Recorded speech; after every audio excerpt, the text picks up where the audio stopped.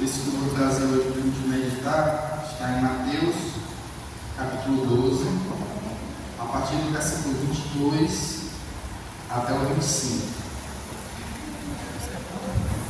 Mateus 12, 22 a 25. Vamos encontrar ali no amém.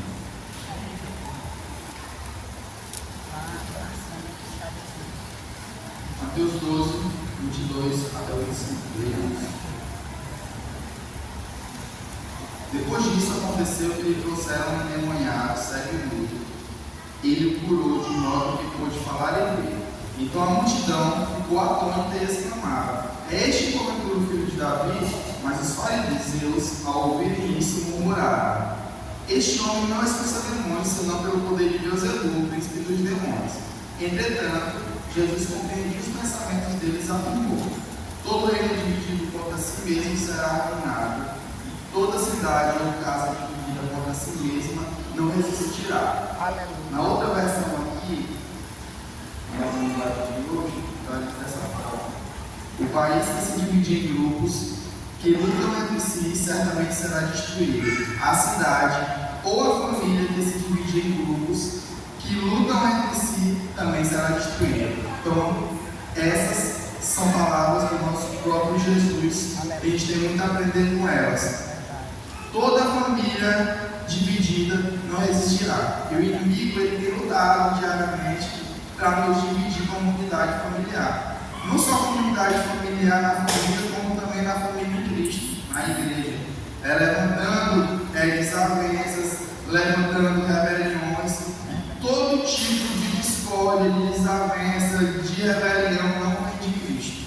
Qualquer coisa que venha para dividir não vem de Deus. Jesus, até quando ele ia dividir o alimento, ele multiplicou. Porque Jesus não gosta de divisão. Nosso Deus não gosta de divisão. Ele se manda compartilhar, mas ele não gosta de reino dividido. A nossa família não é diferente. É muito difícil hoje em dia. Nós estamos vivendo uma vida acelerada, uma vida cheia de informação, todo mundo correndo atrás de materialismo, de dinheiro, e a gente acaba se esquecendo às vezes do primordial. E o inimigo tem se levantado para destruir, para plantar a discórdia, é lá no começo, é dentro da família, é colocando pai contra filho, filho contra pai, esposo contra esposa, esposa contra o esposo. E a gente tem esses levantes diariamente.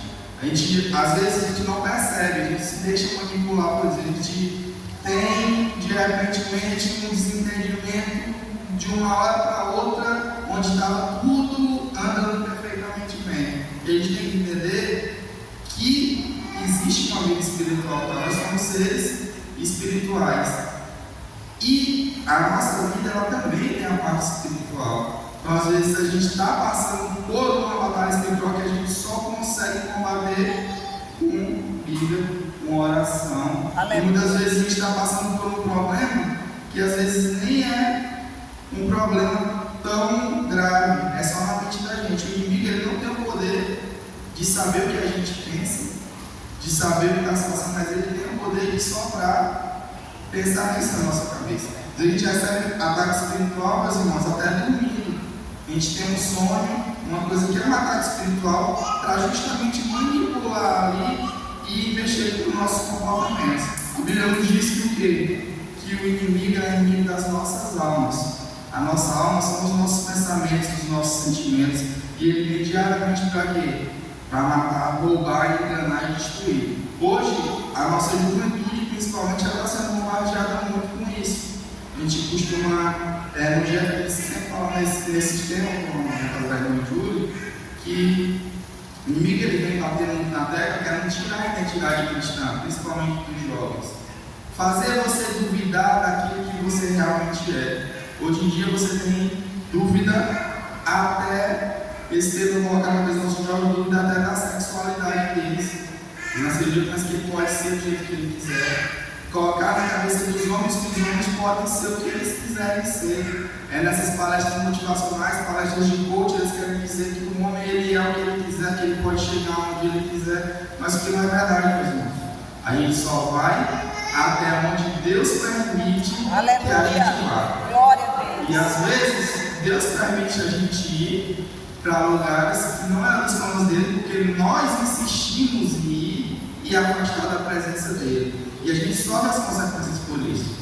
A gente sofre as consequências, a gente sofre e a gente passa por um processo de amadurecimento. Às vezes Deus deixa a gente tomar nossas próprias decisões, a gente tem livre-arbítrio para escolher. Deus tem os planos para a gente e a gente quer fazer do nosso jeito e acaba se distanciando de Deus.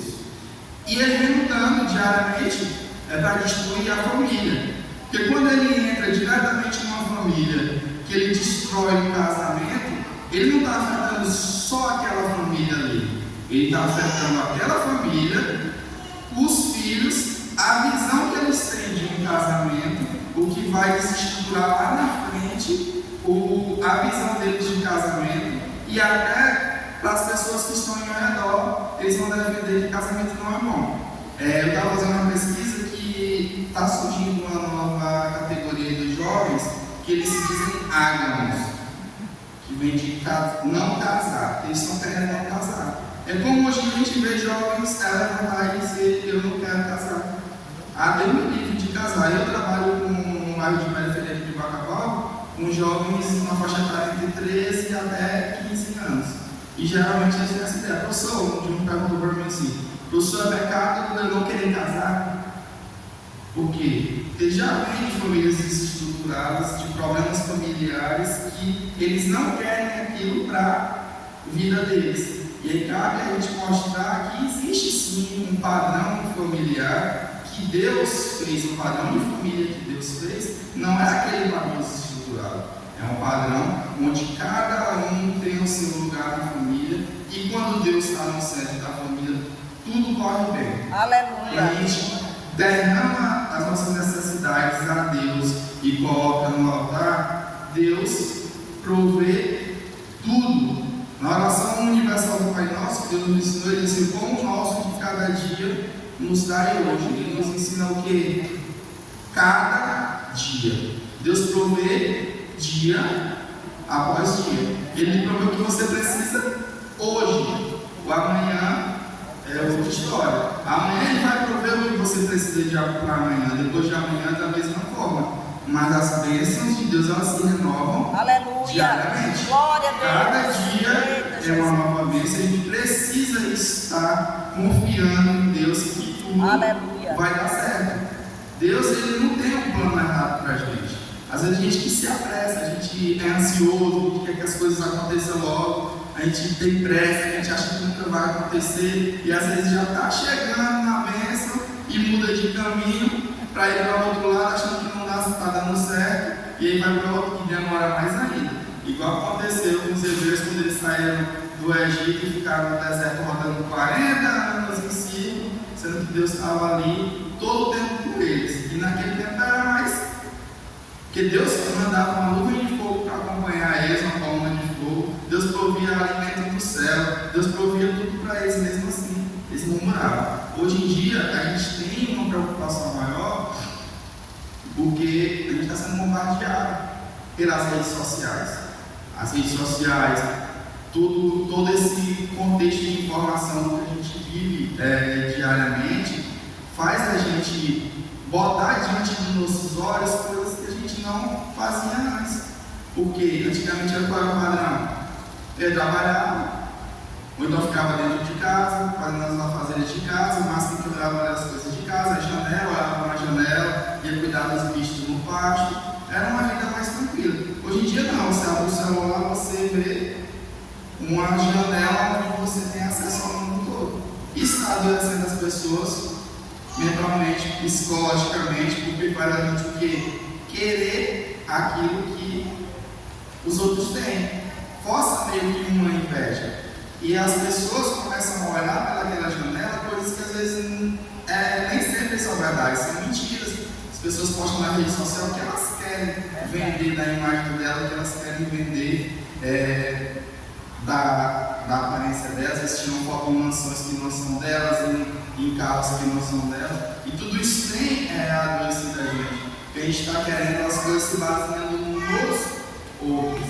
A gente tem que pensar no nosso eu e pensar na nossa evolução de ontem para hoje. E a gente não veio para essa vida aqui para acumular riquezas.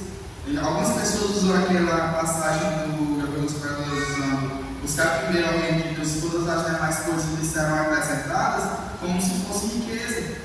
Mas nossa vida e o nosso evangelho nos ensina que a gente não precisa mais do que o suficiente para se manter, para viver. A gente não precisa mais do que o que comer e a gente não precisa mais do que o que vestir. Aleluia. Deus abençoa algumas coisas, Ele abençoa para que a gente possa, através da nossa bênção, abençoar outras famílias, outras vidas. Mas a gente tem que passar a acreditar mais e confiar em Deus, e confiar que Deus vai prover tudo. Confiar plenamente. Só quando a gente confiar plenamente em Deus é que as coisas começam a realmente fluir.